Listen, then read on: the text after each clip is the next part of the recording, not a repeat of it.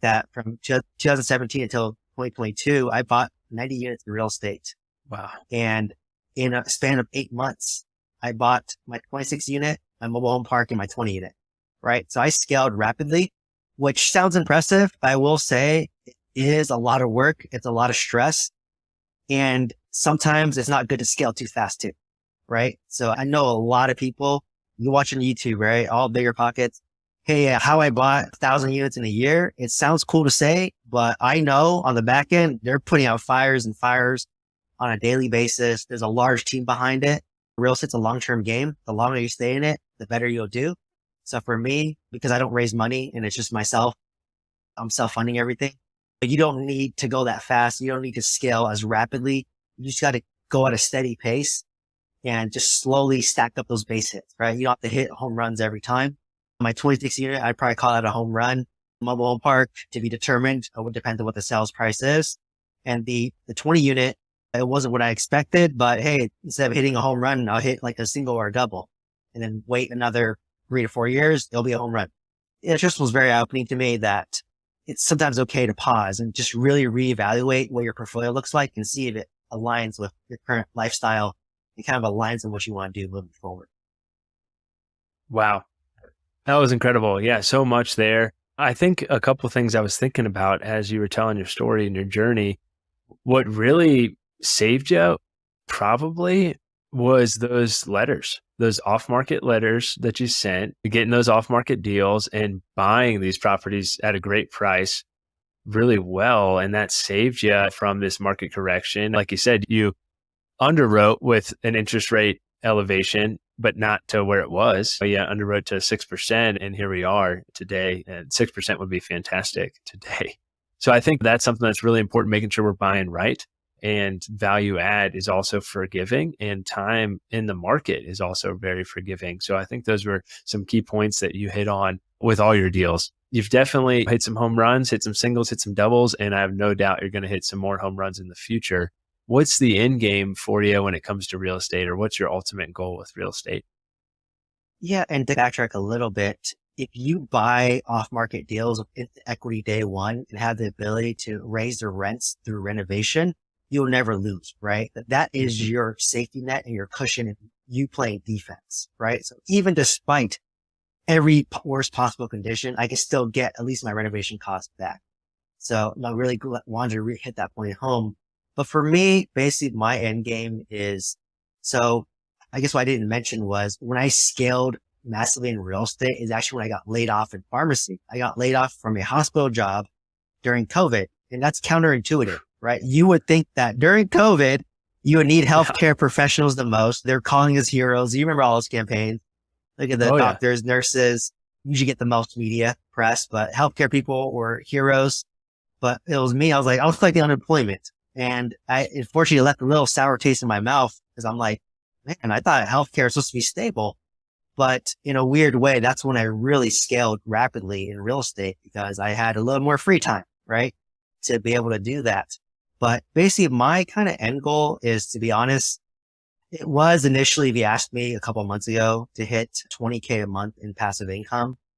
By the time I'm 35 for apartment complexes in Oklahoma, it's around $200 per unit in cash flow, assuming after stabilization, after doing a cash out refinance. So if you kind of do the math backwards, it's around 100 units.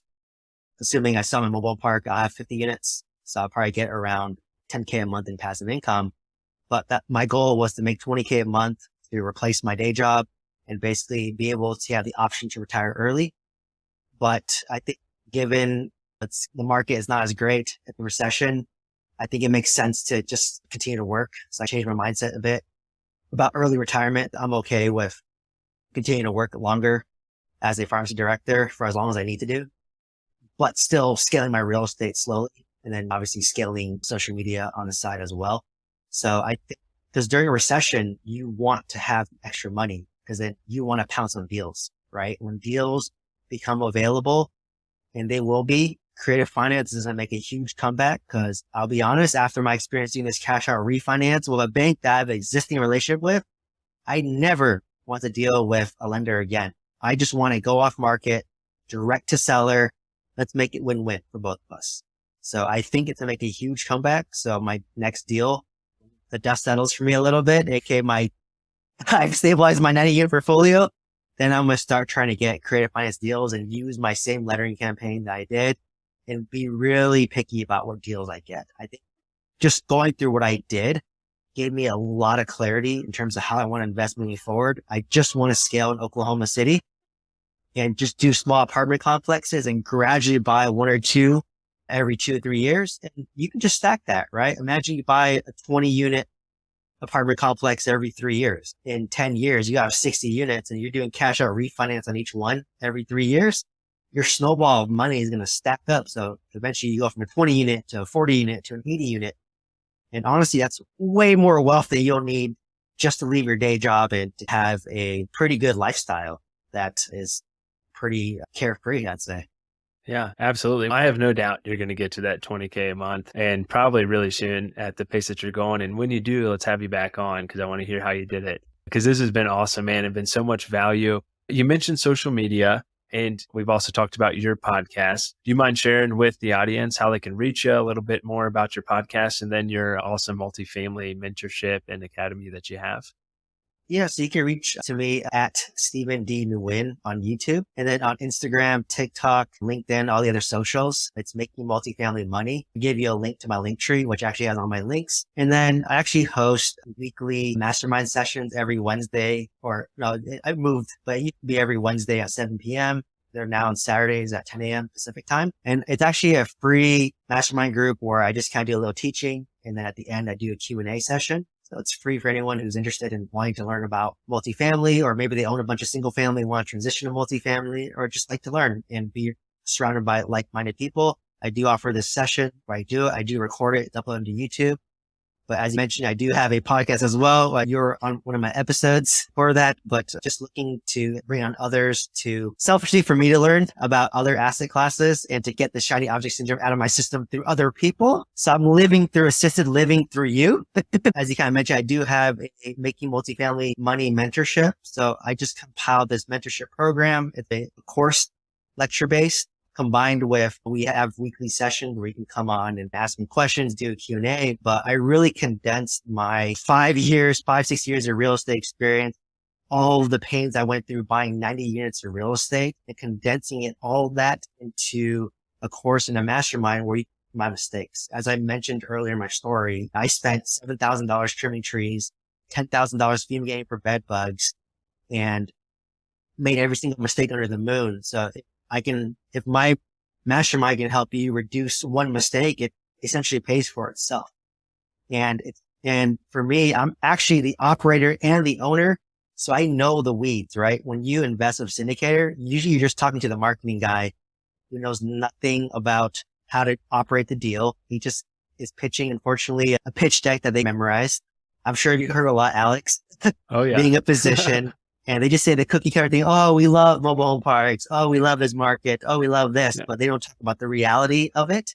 And for me, being in the weeds, I know the reality of it. And worst case, if you join the course, the mastermind, and you realize that you don't want to be an operator, you will have this, you'll be equipped with the skill set to vet syndicators, because that's also a skill as well. And it's something I might do as well, where when I don't want to be as active, doing huge active deals, like maybe I don't want to buy mobile home parks myself, but I know how to vet a mobile home park syndicator to invest with them as a limited partner, which is more passive. Nothing was wasted for me.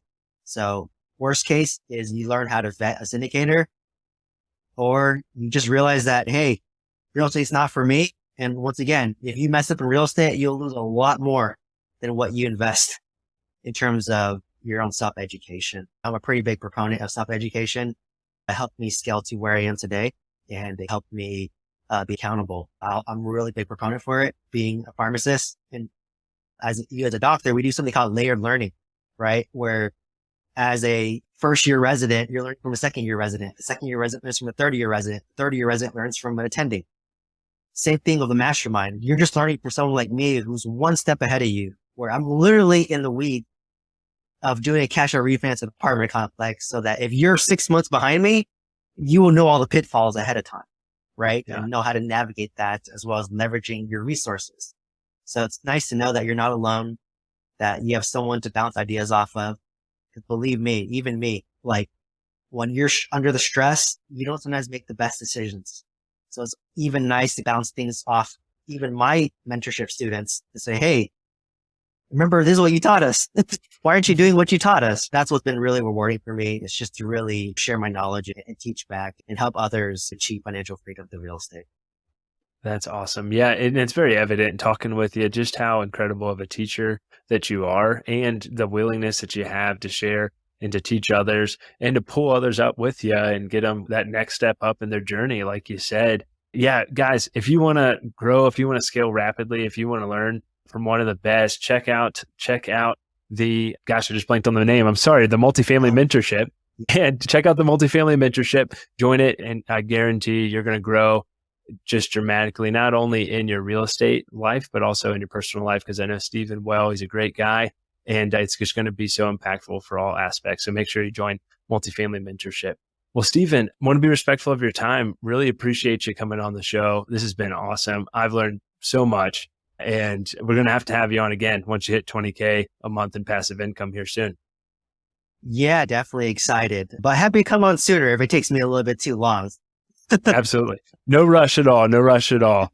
Well, thanks again for your time. With that, it's been Dr. Stephen Nguyen and Dr. Alex Schlow with another episode of the Physicians and Properties Podcast, signing off. Host and a guest and do not necessarily reflect the views of the Department of Defense or the United States Air Force.